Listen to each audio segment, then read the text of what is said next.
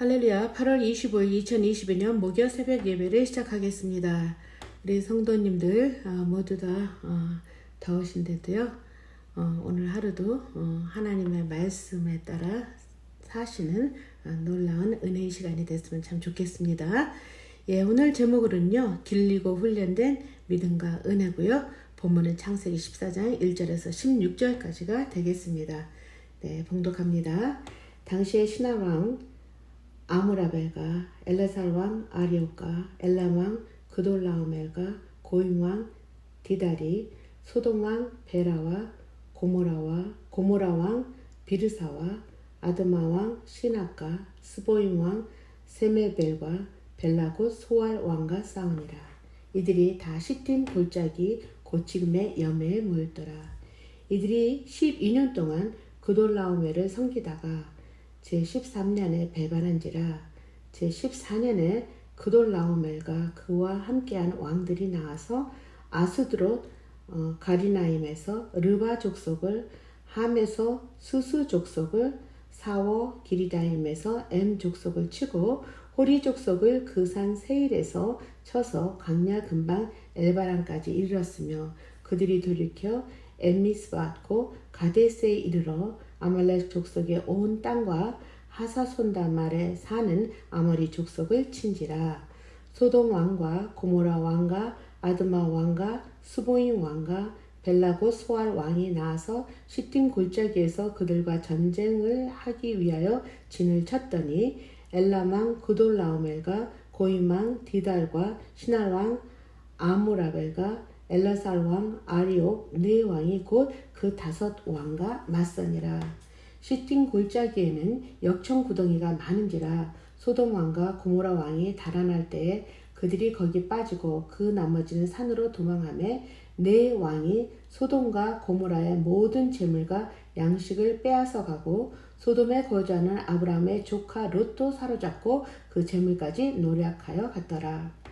도망한 자가 와서 히브리 사람 아브라함에게 알리니 그때 아브라함이 아모리 족속 마므레의 상수리 숲을 근처에 거주하였더라. 마므레는 에스골의 형제요 또 아넬의 형제라. 이들은 아브람과 동맹한 사람들이더라. 아브라함이 그 조카가 사로잡혔음을 듣고 집에서 길리고 훈련된 자 318명을 거느리고 단까지 쫓아가서 그와 그의 가신들이 나뉘어 밤에 그들을 쳐부수고 담에서 왼편에 호박까지 쫓아가 모든 빼앗겼던 재물과 자기의 조카 롯과 그의 재물과 또 부녀와 친척들을 다 찾아왔더라. 아멘.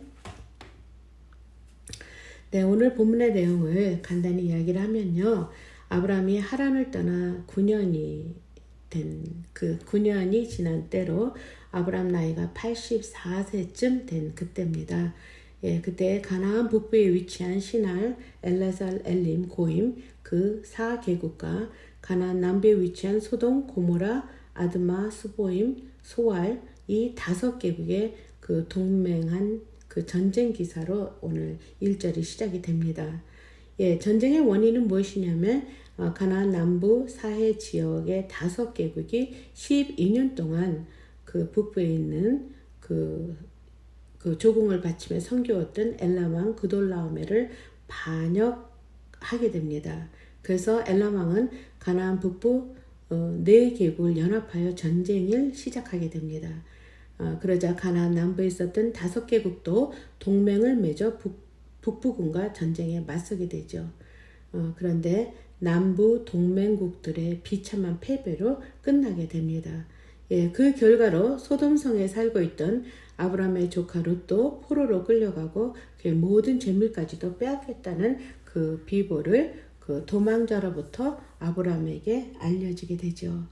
예, 그 소식을 접한 아브라함이 그 집에서 길리고 훈련된 318명의 군사를 이끌고 롯을 잡아간 그 가나안 북부 원정군을 추격하고 격파하게 되죠. 그래서 롯을 비롯한 그의 모든 식소를 구출하고 약탈당했던 재물까지 다 찾아온다는 이런 말씀입니다. 예, 이 전쟁을 통해서 저희들이 알 수 있는 것은요, 가나안 원주민들의 세력을 극히 약화시키게 되는 거죠. 그래서요, 여기에서 하나님께서는 그 아브라함을 가나안 땅의 주역으로 부각시키시고 계시는 것 같아요. 그래서 그 구속의 약속을 이행하고자 하시는 하나님의 의지를 보여준다고 저희들은 그렇게 생각하면 될 것 같습니다. 예, 사실 우리 롯을 보면 물이 많고 초목이 무성하고 마치 하나님의 동산과 같아 보이는 그 세속적인 가치 기준에 두어서 이제 그 삼촌과 이렇게 지금 나누어지게 됐지 않습니까? 그의 시작은 너무나 좋았어요. 그래서 아마도 좋은 집, 좋은 자리, 좋은 물건들을 감고 마치 그 신구류를 쫓듯이 모든 그 세상의 모조품 같은 것에 만족을 하고 있었던 건 아닐까라는 생각이 듭니다. 참 이렇게 얘기하면 야박한 것 같지만요. 롯의 그 생애를 들어서 롯이 남긴 것이라고 하는 뭡니까? 소금 기둥이 된 아내고요. 또 그의 아내고요. 또 근친상간으로 태어난 그 모압 족속과 암몬 족속을 통해서 계속적으로 이스라엘 민족을 괴롭혔던 그 태생들만 남겼다고 그렇게 얘기할 수가 있을 것 같아요. 사실 뭐 좋은 곳을 갖고 화려한 것을 갖고 좋은 곳에 살고 물망을 오르고 그러한 모든 것들이 다 나쁜 것은 아니겠죠. 그러나 우리의 끊임없는 우리의 죄성은 욕심과 탐심으로 얼룩지기가 쉽습니다. 그래서요, 그 세속적인 번영만을 추구하게 된다면 결국은 그 참된 기쁨과 그 만족과 거기에서는 평안과 자유함을 누릴 수가 없게 되죠. 그래서 감춰야 되고, 그래서 전부 다 진짜 알람 설치를 해야 되잖아요. 예, 카메라 설치도 해야 되고요. 예, 그래서 그 말은 무엇입니까? 불안하다는 것이에요. 불안하다는 것은 분쟁을 또 생기게 하는 요인이 되기도 하고 결국 그 분쟁으로 인해서 멸망의 원인이 되기도 합니다. 예, 그런데 우리 여기 삼촌 아브라함은 어떻게 했습니까? 조카 롯이 차지하고 남은 땅은 참으로 황폐한 곳으로 암담했다고 그렇게 얘기를 하고 있습니다. 그렇지만 비록 육신의 눈으로 보기에는 좋은 것은 아니었지만 우리 롯이 자신의 눈을 들어 그 이파리가 푸성한 낙원 같은 것을 보았다라는 것을 봐서 즉 자기의 인생은 누가 책임진다고요? 자신이 결정한 것으로 자신의 책임을 져야 되는 거잖아요. 그런데요, 아브라함은 어떻게 했습니까? 아브라함이 진짜 다 그 물이 많고 푸른 초원 같은 것은 전부 다 조카 차지가 됐고 이제 내가 바라봐야 될 것은 너무나 형편이 없는 것이었죠. 그러자 하나님께서 내 눈을 들어 동서남북을 바라보라고 얘기를 하고 있지 않습니까? 그 말에 아브라함은 순종을 했습니다. 그러자 주님이 주시는 곳을 바라볼 수 있는 믿음의 눈을 들어 바라보고 갔다고 봐야 되죠. 이것이 참으로 믿는 사람들에게는 굉장히 중요한 것입니다. 예, 그래서요, 우리도 우리 삶에 있어서 하나님이 함께 하시는 은혜 받은 사람이 달라도 다르다는 것을 우리가 드러내야 된다는 것이라고 저는 생각이 돼요. 사실 우리 인생도 삶을 영위하는 과정에서 끊임없이 우리의 속사람과 겉사람의 싸움이 이어지고 있어요. 사도 바울이 말한 말이죠. 예. 그래서 우리의 선택에 있어서 어떻게 보면 결국 내 힘으로 살 것이냐 아니면 내 힘, 즉 하나님의 힘으로 살 것이냐라고 하는 그 선택의 기로 앞에 매일매일 서 있는 것도 사실입니다. 그리고 또한 여기에서 아브라함이 본문에 318명의 길들이고 길리고 훈련시킨 그러한 용맹한 장수. 예, 이거를 들어서 어떻게 생각하면 믿음의 사람도 이만큼 준비를 해야 된다는 거죠. 즉 영적 각성이 필요하다라는 것으로 해석을 할 수도 있겠습니다. 그러나 우리 여기에서 볼 때 318명이라고 하니 이 숫자가 아무리 용맹한 장수라고 해도 예? 그 4개국 전체를 모은 그 군사들하고 같이 대결을 한다라고 하는 일이 참으로 어떻게 보면 너무나 무모한 일이 아닐까라는 그런 생각이 들어지는 것도 사실입니다. 그런데도 그 전쟁에서 이기게 됩니다.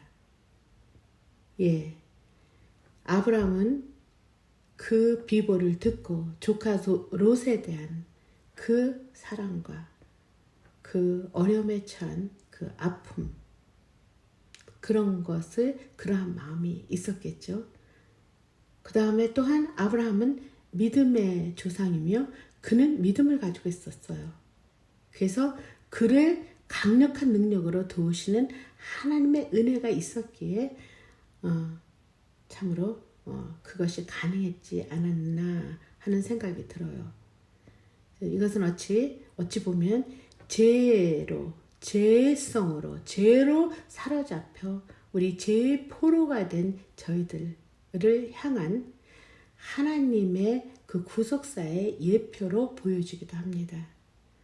예, 이렇게 볼 때 사실 저희들도 하루하루를 그 세속적인 목표에 사로잡혀 집착하고 그 분초무초마다 우리를 삼키려고 하는 그 마귀들에게 틈을 주지 않도록 저희 자신들도 영적 자각과 말씀과 기도로 길리고 훈련된 영성을 갖춰서 저희들도 하나님의 은혜 안에 풍성한 감사가 넘치는 그러한 삶을 매일매일 살아야 된다고 생각합니다.